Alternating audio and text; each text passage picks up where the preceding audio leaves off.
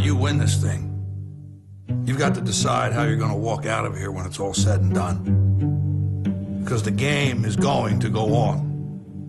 And there's only one rule you're going to need to know about. There are no second chances.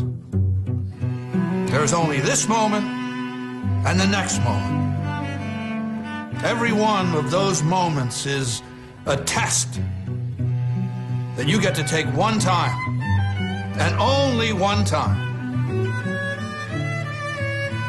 So if you see an opening, tear into it. If you get a shot at victory, make damn sure you take it. Seize that moment. That moment is a crossroads where everything you want will collide with everything standing in your way. You've got momentum at your back. Fear and doubt are thundering like a freight train straight at you. And all you've got, the only difference between making history and being history, the only thing you can count on at any given moment is you.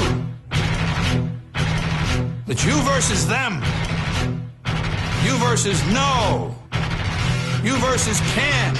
You versus next year, last year, statistics, excuses.